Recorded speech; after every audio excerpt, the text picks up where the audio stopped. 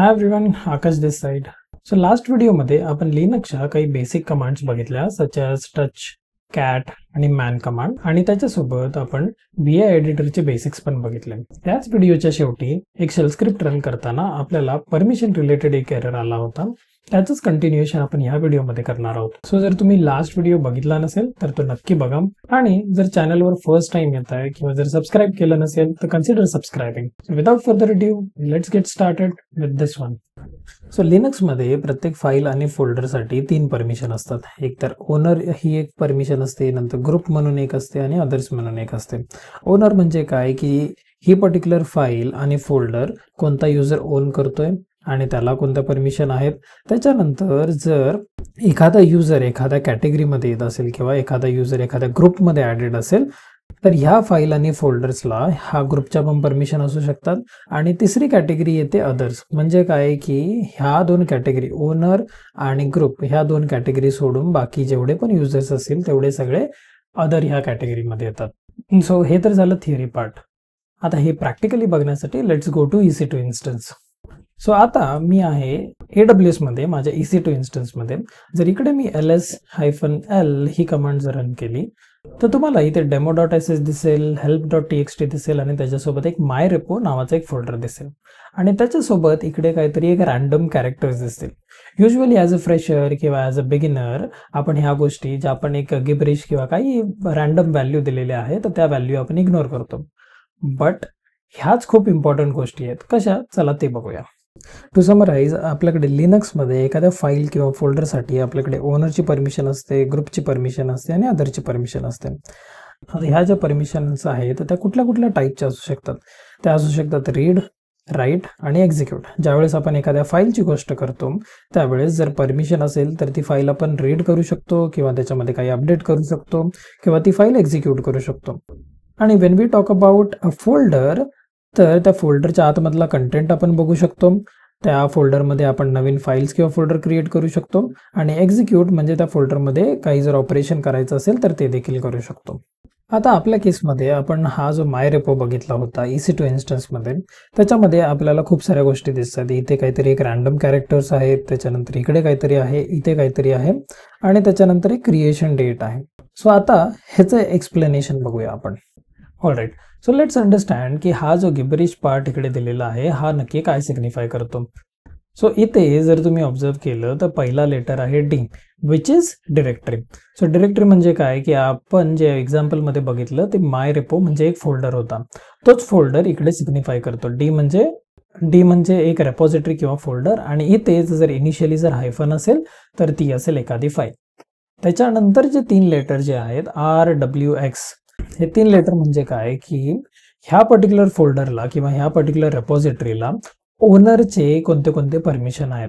So इकडे तुम्ही बघाल की इकडे रीड, राईट आणि एक्स असे 3 परमिशन आहेत, विच इज रीड, राईट आणि एक्झिक्यूट. ह्या 3 परमिशन आहेत या पर्टिक्युलर ओनरला. त्याच्यानंतरचा जो पोर्शन आहे तो अगेन RWX म्हणून आहे. सो हा काय असतो की ह्या फोल्डरला एका ग्रुपला किती परमिशन आहे तर ते आपल्याला इकडे सिग्निफाय करतो. आता परत इकडे तुम्ही बघाल की RWX आहे. R म्हणजे काय, त्याला रीड परमिशन आहे, राईट परमिशन आहे आणि एक्झिक्यूट परमिशन आहे. म्हणजे एका ओनरला एवढ्या सगळ्या परमिशन आहेत आणि एका ग्रुपला एवढ्या सगळ्या परमिशन आहेत. आणि तिसरा पार्ट आहे R-, म्हणजे काय की हा ओनर आणि हा ग्रुप सोडून जे बाकीचे जेवढे पण युजर आहेत तर त्यांना कोणत्या कोणत्या परमिशन आहेत. तर इकडे तुम्ही बघाल त्याला रीड परमिशन आहे, हायफन म्हणजे त्याला राईट परमिशन नाही आहे आणि एक्स म्हणजे एक्झिक्यूट ही परमिशन आहे. सो आय होप की हा जो गिबरिश पार्ट आपण जो बघितलेला किंवा हे जे रॅन्डम लेटर्स तुम्ही इकडे बघताय त्याचा सिग्निफिकन्स काय. जस्ट टू समराईज, जो पहिला लेटर असेल तो फाईल किंवा फोल्डर इंडिकेट करेल. त्याच्यानंतरचे 3 लेटर जे असतील ते एका सिंगल युजरची परमिशन दाखवतील.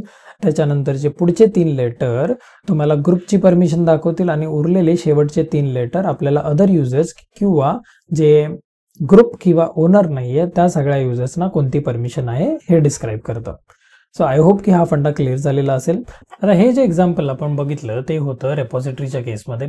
आता सिमिलर एक्झाम्पल आपण बघूया की फाईलच्या केसमध्ये इथे काय चेंज होतो आणि कुठल्या कुठल्या परमिशन्स आपल्याला बघायला मिळतात. So going back to our previous example, आपण बघितलं की myrepo ह्या फोल्डरसाठी कोणत्या कोणत्या परमिशन्स आहेत. आणि आता आपण बघूया की ह्या ज्या फाईल्स आहेत ह्या फाईलच्या परमिशन कशा रीड करायच्या. ओके, सो आता आपण फाईलचं एक्झाम्पल घेतोय. माझ्याकडे एक help.txt नावाची फाईल आहे आणि त्याला इनिशियली परमिशन्स ज्या दिलेल्या आहेत तर त्या एवढ्या आहेत. सो ह्या परमिशन्स आता आपण रीड करायचं ट्राय करूया. सो इकडे तुम्ही बघाल जो फर्स्ट लेटर आहे तो आहे पहिला हायफन. हायफन म्हणजे काय की फाईल. त्याच्यानंतर आपल्याकडे 3 लेटर्स जे आहेत ते आहे RW आणि हायफन. RW आणि हायफन म्हणजे एका युजरला किंवा ओनरला किती परमिशन आहेत. So that user can read the file and user can write in to the file but user can not do the execution of that particular file.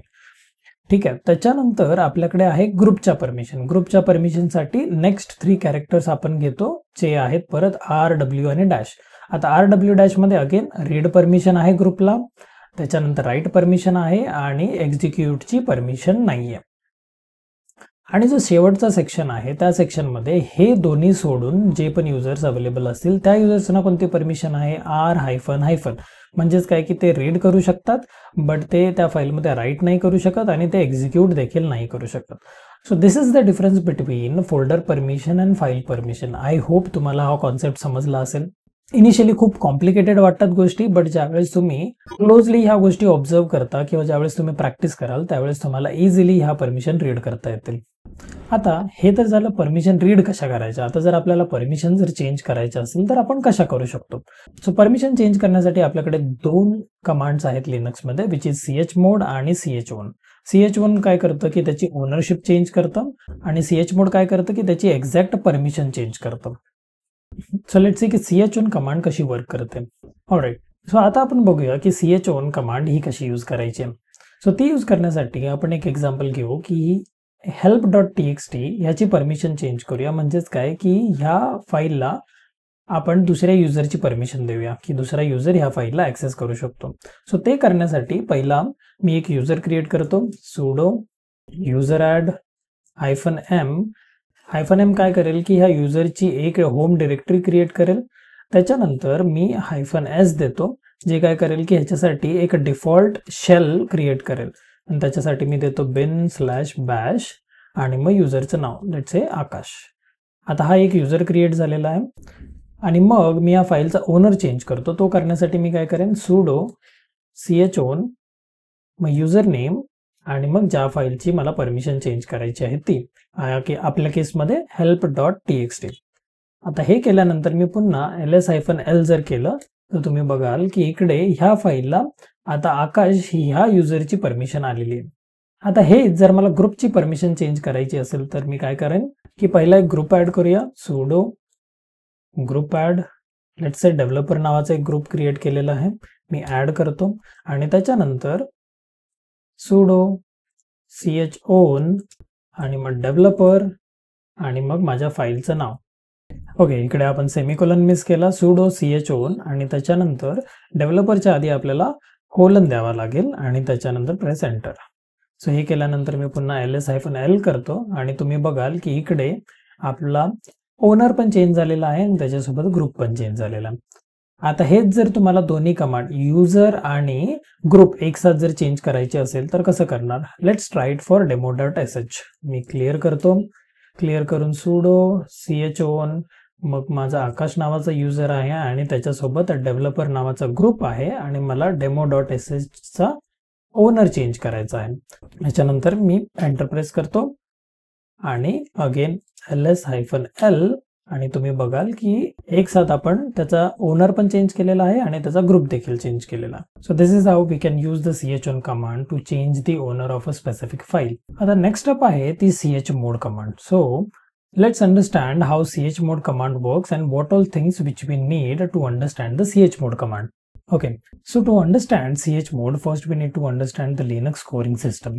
So usually ज्यावेळेस पण आपण chmod ही command use करणार आहोत त्यावेळेस आपल्याला read, write आणि execute which is this read, write and execute ह्या 3 permissions आपल्याला द्याव्या लागतात. सो नॉर्मली लिनक्स मध्ये रीडला एक नंबर असाइन केलेला आहे विच इज 4, राईटला एक नंबर असाइन केलेला आहे विच इज 2 आणि एक्झिक्यूटला एक नंबर असाइन केलेला आहे 1. आता हे नंबरिंग सिस्टम किंवा या स्कोरिंग सिस्टम म्हणजे काय तर आपण प्रिव्हियसली एक एक्झाम्पल घेतलेलं ज्याच्यामध्ये आपल्याकडे फाईलसाठी ह्या परमिशन्स होत्या. सो आपण सिमिलरली ह्याच्यासाठी आता काय स्कोरिंग येते किंवा काय नंबर्स येतात ते बघूया. ऑलराईट, सो आपल्याकडे पहिला होता hyphen, which is nothing but the file. जर इकडे डी असता तर दॅट मीन्स डिरेक्टरी. नंतर आहे आर डब्ल्यू डॅश, त्याच्यानंतर परत आहे आर डब्ल्यू हायफन अँड आपल्याकडे आहे आर हायफन हायफन. सो ह्याला जर आपल्याला नंबरिंग सिस्टम मध्ये कन्वर्ट करायचं असेल तर हा जो पोर्शन आहे पहिला ह्याचं आपण कन्वर्जन करूया. सो ह्याचं कन्वर्जन करण्यासाठी आपल्याकडे रीड साठी आहे 4, मग आपल्याकडे राईट साठी आहे 2 आणि मग आपल्याकडे हायफन साठी काही नाहीये, that means this will be 6. त्याच्यानंतर सिमिलरली ह्या मिडल सेक्शन साठी आपल्याकडे आहे R W hyphen which is again 4 + 2 which is equal to 6. आणि शेवटच्या सेक्शन साठी आपल्याकडे फक्त आहे 4, दॅट इज रीड परमिशन आहे which is equal to 4. So हीच जी परमिशन आहे this will be equal to chmod 664. So जर एखाद्या फाईलला तुम्हाला रीड राईट आणि एक्झिक्यूटची परमिशन नाही द्यायची आहे ओनरसाठी आणि ग्रुपसाठी रीडची द्यायची आहे, राईटची द्यायची आहे आणि एक्झिक्यूटची परमिशन नाही द्यायची आहे आणि बाकी ऑल दी अदर युजरसाठी तुम्हाला फक्त रीडची परमिशन द्यायची आहे, तर तुम्ही कमांड रन करताना 664 हे यूज करणार. आता हेच जर समजा तुम्हाला एका पर्टिक्युलर फाईलसाठी द्यायचं आहे, रीड पण द्यायचं आहे, राईट पण द्यायचं आहे आणि एक्झिक्यूट पण द्यायचं आहे, तर ह्या तिघांची टोटल आपली होते 7. सो समजा जर एखाद्या युजरला आपल्याला 7 द्यायचं आहे, देन ग्रुपला पण आपल्याला 7 द्यायचं आहे आणि बाकीचे जे युजर असतील त्यांना फक्त आपल्याला रीड ऍक्सेस द्यायचा असेल तर मग आपण chmod 774 ही कमांड रन करणार. So let's go back to the EC2 instance आणि इकडे let's try to change the permission of this demo.sh. तर ह्याच्यासाठी मला काय करायचं आहे की युजरसाठी रीड राईट आणि एक्झिक्यूटची परमिशन द्यायची आहे, ग्रुपसाठी पण रीड राईट आणि एक्झिक्यूटची परमिशन द्यायची आहे, but all the other users apart from these two should have only read access. So ती परमिशन चेंज करण्यासाठी मी लिहेन sudo chmod 774. First 7 belongs to user, second 7 belongs to group, जो लास्ट वाला 4 आहे that belongs to all the other users आणि मग आपण इकडे फाईलचं नाव देऊ शकतो अँड प्रेस एंटर. सो हे केल्यानंतर मी पुन्हा ls-l करतो.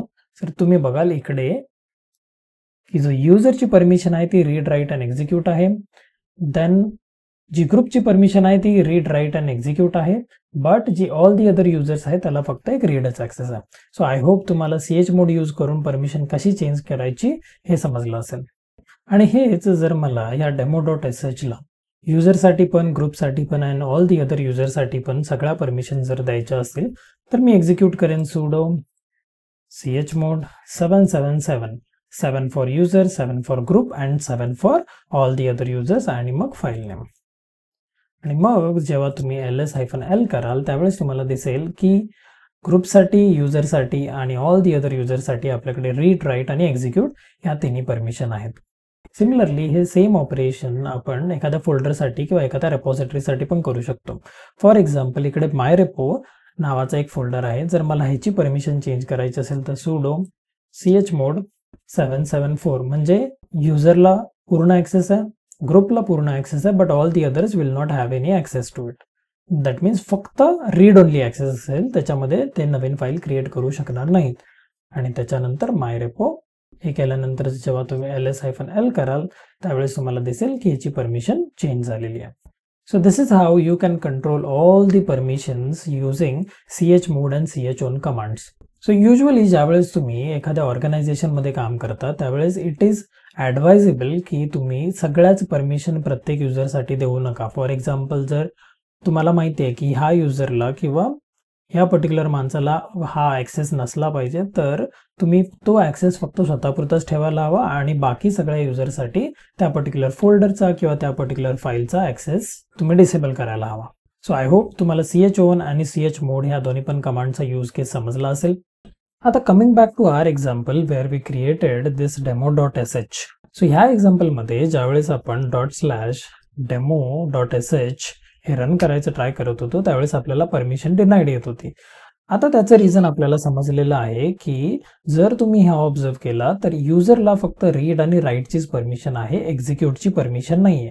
सो ती परमिशन देण्यासाठी तुमच्याकडे दोन कमांड आहेत. एक तर तुम्ही यूज करू शकता chmod +x आणि मग फाईल नेम, हे पण एक्झिक्यूट परमिशन ऍड करेल, किंवा तुम्ही आता जसं आपण chmodच्या केसमध्ये बघितलं तसं chmod 744 त्याच्यामध्ये आपण युजरला रीड, राईट आणि एक्झिक्यूटची परमिशन देतोय आणि ग्रुप आणि अदर युजर्सना आपण फक्त रीडचीच परमिशन देतोय. हे जरी मी केलं आणि demo.sh जरी ते लिहिलं तर तुम्ही बघाल की ज्यावेळेस मी ls-l रन करतो त्यावेळेस त्याची परमिशन चेंज झालेली असेल. सो युजरला रीड, राईट आणि एक्झिक्यूटची परमिशन आहे.